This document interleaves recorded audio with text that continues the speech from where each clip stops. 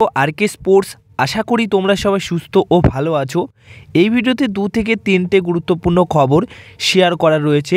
সেই ক্ষেত্রে একটাই রিকোয়েস্ট করব, এই ভিডিওটা শেষ অবধি দেখতে থাকো এবং এই চ্যানেলে প্রথমবার এসে থাকলে চ্যানেলটিকে তোমরা সাবস্ক্রাইব করে নিও। তো প্রথম যে খবরটা শেয়ার করব সেটা হচ্ছে সানা সিংকে নিয়ে। তো সানা সিংয়ের ডিলটা কত দূর কি এগোলো, কি আপডেটস আছে, নতুন আপডেটস, সেটা কিন্তু তোমরা অনেকেই জানতে চেয়েছো। তো সেটা নিয়ে আপডেটস যেটুকু দেওয়া রয়েছে সেটা হচ্ছে ডার্বি ম্যাচের পর মোটামুটি সুপার কাপের গ্রুপ স্টেজের ম্যাচগুলো শেষ হওয়ার পরপরই তাকে নিয়ে পাকাপোক্ত খবর চলে আসবে। ওই আনুমানিক ধরে নাও 20-21 তারিখের পর গিয়ে তার কিন্তু ফাইনাল আপডেট চলে আসবে যে তিনি মোহনবাগান দলে সই করছে কি করছে না। এখন যে অবস্থাতে রয়েছে সেটা হচ্ছে সই করার সম্ভাবনাই সবচেয়ে বেশি রয়েছে। লোন ডিলেই মোহনবাগান দল তাকে নিয়ে আসতে চলেছে। বাট এখন আপাতত একটু স্টপ রয়েছে, তার একটাই কারণ, এখন কিন্তু মেনলি ডার্বি ম্যাচটাই মোহনবাগান ম্যানেজমেন্টের ফোকাস। ডার্বি ম্যাচ নিয়েই সব কিছু চিন্তাভাবনা হচ্ছে, কারণ এই ডার্বি ম্যাচ জিতলেই, ডার্বি ম্যাচ তো জেতাই হবে, তার পাশাপাশি সেমিফাইনাল ম্যাচে কোয়ালিফাই করা হবে। তো সেমিফাইনাল ম্যাচে কোয়ালিফাই করা মানে বিশাল বড় একটা ব্যাপার। আর এর জন্যই মোহনবাগান দল গ্রুপ স্টেজে ভালো পারফরমেন্স করেছে, ভালো খেলছে এবং সুপার কাপের ফাইনাল ম্যাচ জিতলে আরও একবার এশিয়ার মঞ্চে ACL 2 খেলার সুযোগ পাবে। তো সেটাও একটা বড় একটা ব্যাপার। তো এই সমস্ত বিষয়ের জন্য এই ডার্বি ম্যাচটা খুবই ইম্পর্টেন্ট, তাই এটা নিয়েই কিন্তু মোহনবাগান ম্যানেজমেন্ট টিম সব এইটার উপরই ফোকাস করছে। আর অন্যান্য দিক দিয়ে ট্রান্সফার যা কাজ রয়েছে ট্রান্সফারের, সেটা তো করছেই। তো আপাতত সানা সিংয়ের ডিলটা মোটামুটি 80% ডিল ডান, বাকি 20% খুব তাড়াতাড়ি সেটা নিয়ে চলে আসবে ফাইনাল আপডেট।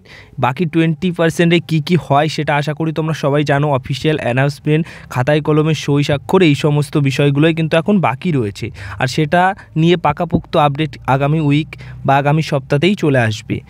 তো এবার যে বিষয়টা শেয়ার করব সেটা হচ্ছে জন ওলেস অবশ্যই হায়দ্রাবাদ FC দলের একজন তারকা ফুটবলার, যিনি কিনা হায়দ্রাবাদ FC দলের হয়ে এই মরশুমে যে কটা ম্যাচ খেলেছে আমার দেখা সেরা হায়দ্রাবাদ FC দলের একটা বিদেশি প্লেয়ার, যিনি কিনা হায়দ্রাবাদের দলের হয়ে এই মরশুমে ভালো খেলেছে।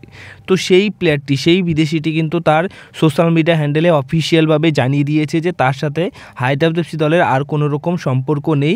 তিনি তার চুক্তি ভেঙে দিয়েছে এবং চুক্তি ভেঙে দেওয়ার পর এখন পুরোপুরি তিনি ফ্রি প্লেয়ার হয়ে গেছেন। হায়দ্রাবাদ FC দলের হয়ে আর তাকে খেলতে দেখা যাবে না। এবং এখন যেটুকু খবর রয়েছে, ISL-এ 2টি দল তাকে দলে নেবার জন্য ইন্টারেস্টেড রয়েছে। কোন 2টি দল ইন্টারেস্টেড রয়েছে সেটা এখন অবধি জানা যায়নি। তো যদি জানা যায় অবশ্যই সেটা জানাবো। তো আমার মনে হয় যে ব্যাঙ্গালোর FC দলের জন্য একটা বেটার অপশন হতে পারে কার্তুস মেনের রিপ্লেসমেন্ট হিসেবে। আরও অন্যান্য যাদের আর কি প্লেয়ার নেওয়ার দরকার রয়েছে তারা অবশ্যই নিতেই পারে, কারণ এই প্লেয়ারটি কিন্তু বেশ মুগ্ধ করেছে তার পারফরমেন্স দিয়ে। যারা হায়দ্রাবাদ FC দলের ম্যাচ দেখেছো তারা আশা করি বুঝতে পারবে যে প্লেয়ারটি কতটা ভালো পারফরমেন্স করেছে। আর একটা আপডেট দিয়ে দিই, হায়দ্রাবাদ FC দলের মোটামুটি সব বিদেশি প্লেয়ারই দল ছেড়ে দিয়েছে, কিন্তু এখনও যা মনে হচ্ছে বা যা খবর রয়েছে, জাও ভিক্টর তিনি শুধুমাত্র হায়দ্রাবাদ FC দলের হয়ে ISL-এর সেকেন্ড লিগে খেলতে পারে একমাত্র বিদেশি প্লেয়ার হিসেবে, আপাতত যা খবর রয়েছে। মানে তিনি কিন্তু এখনও অবধি চুক্তি ভাঙেনি বা চুক্তি ছেড়ে দেয়নি, সম্পর্ক ছিন্ন করেনি হায়দ্রাবাদ FC দলের সঙ্গে। তার থাকার সম্ভাবনা কিন্তু বেশি রয়েছে এই মরশুমে একমাত্র বিদেশি প্লেয়ার হিসেবে হায়দ্রাবাদ FC দলে। সবশেষে যে খবরটা দেব সেটা হচ্ছে হুগো বুমোসের মন্তব্য। ডার্বি ম্যাচের অনেক নায়ক আমরা দেখেছি, আর সেই সমস্ত নায়কদের মধ্যে হুগো বুমোস কিন্তু বড় মাপের একজন নায়ক, কারণ ডার্বি ম্যাচে তার গোল রয়েছে। বড় গুরুত্বপূর্ণ ম্যাচে তো তিনি ভালো পারফরমেন্স করে দেখায়। আর ডার্বি ম্যাচ কেন তার কাছে ইম্পর্টেন্ট সেটাও তিনি খুব ভালো করে জানেন। ডার্বি ম্যাচের যে আবেগটা সেটা কিন্তু খুব ভালোভাবেই তিনি বোঝেন, জানেন, আর সেই অনুযায়ী ডার্বি ম্যাচে তার পারফরমেন্স আমরা দেখি। তো তার যে মন্তব্যটা সেটা হচ্ছে আগামীকালের ম্যাচ নিয়ে।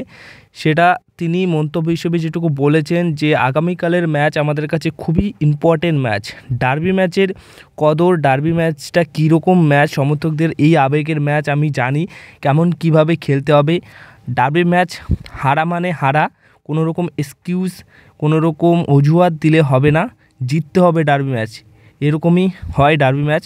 আর এর আগেও আমি ডার্বি ম্যাচ খেলেছি, তো ডার্বি ম্যাচটা কতটা গুরুত্বপূর্ণ সেটা আমি বুঝি।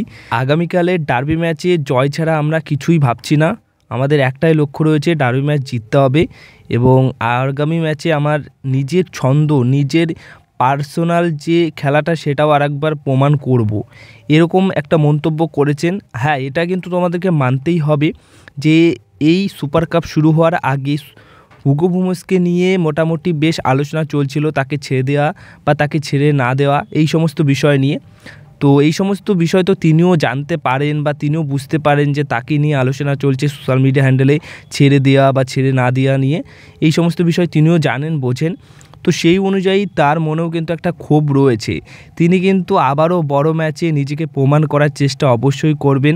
আর বড় ম্যাচের বড় নায়ক হিসেবে আমরা তাকে চিনি, কারণ এর আগেও আইএসএলের ডার্বিতে, তারপর ডুরান্ড কাপের ডার্বিতে তিনি কিন্তু ভালো পারফরমেন্স করেছেন এবং গোলও তিনি করেছেন।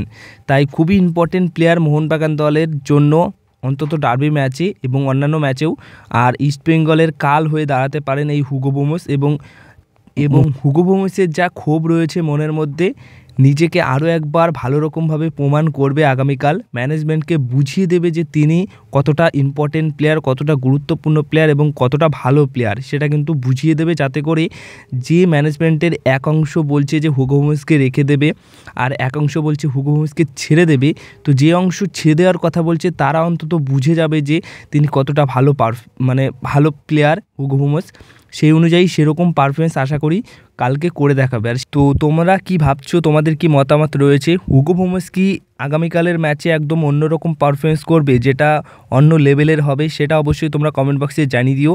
কেমন পারফরমেন্স করতে পারে হুগো বুমস সেটা অবশ্যই তোমরা কমেন্ট বক্সে জানিও। আর ডার্বি ম্যাচ কোন দল জিতবে সেটাও জানিও। এই ছিল আজকের ভিডিও। যদি ভিডিওটা ভালো লেগে থাকে তাহলে ভিডিওতে লাইক, শেয়ার, কমেন্ট করো আর চ্যানেলটিকে তোমরা সাবস্ক্রাইব করে নিও।